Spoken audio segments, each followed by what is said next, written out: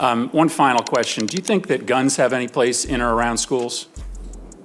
I think that's best left to locales and states to decide. The DeVos family with former Secretary of Education Betsy DeVos. I'm not only a Republican, even worse, I'm a well-off Republican. DeVos is the former chair of the Michigan Republican Party and a longtime backer of charter schools and vouchers for private and religious schools. And shortly after, she met her husband, Dick DeVos, son of billionaire Richard DeVos, who was the co-founder of the multi-level marketing scheme Amway. Did your people ever kill innocent civilians?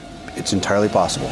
That's Eric Prince, Betsy DeVos' little brother, reportedly a former informal Trump advisor and a multimillionaire advocate of war for profit. He left in 1996 and inherited some of his father's $1.35 billion fortune. The Sequest. She's a 164-foot mega yacht worth $40 million. The owner of the Sequest was the mega rich with Amway money billionaire Secretary of Education Betsy DeVos. Maybe Artemis's $40,000 in student loan debt just doesn't sound like a lot to you because it's only 1/10 of 1% of one of your family's 10 yachts. Are you deliberately violating this federal court order because you are too corrupt to uphold the law or because you're too incompetent to do your job? Betsy DeVos is a typical Republican in that she uses public office by any means necessary to generate more and more wealth, like she needs it. In April 2020, The Guardian reported their net worth to be some $5.6 billion,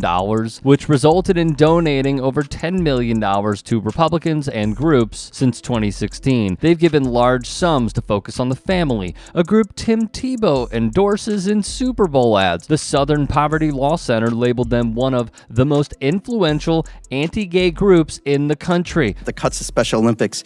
Do you know how many kids are going to be affected by that cut, Madam Secretary? Mr. Procan, let me just say again, we had to make some difficult decisions with this budget. Again, this is a question of how many kids, not about the budget. I don't know the number of kids. It's 272,000 kids. That's all. I'll answer it for you. That's okay. No problem. It's 272,000 kids. The DeVos family would invest $100 million in Theranos. The company is now defunct. Later today, I will have the honor of visiting Dr. Bethune's home and paying my respects at her gravesite.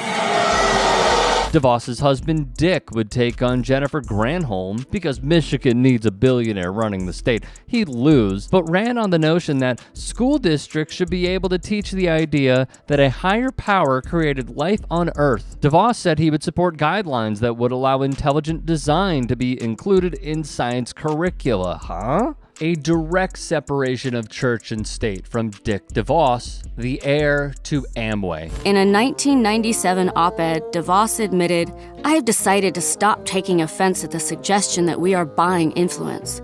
Now I simply concede the point. They are right. We expect a return on our investment." Her father, Edgar Prince, started Family Research Council, an anti-gay hate group. Take a look at senior fellow Peter Spriggs' thoughts on the LGBTQ+ community. Her mother, Elsa Prince, also worked on campaigns to ban same-sex marriage and civil rights issues in a number of states. So if you were to tell me Dan DeVos, owner of the Orlando Magic, were to donate to a buffoon like Ron DeSantis, I'd be more surprised it didn't happen. They are two peas in a pod, more alike than they are different. I think Ashley Nicole Moss put it best. You are a owner of a franchise in a league that is 70+% black. To publicly support a candidate and their presidential campaign who has gone on record and said that black people benefited from slavery and slavery was a good thing, then go ahead and change the curriculums in schools so that you teach that to impressionable young children,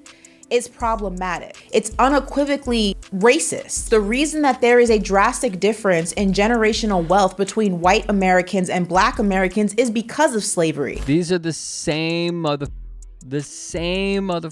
who will tell you that there should be a separation between sports and politics. It is all hypocritical.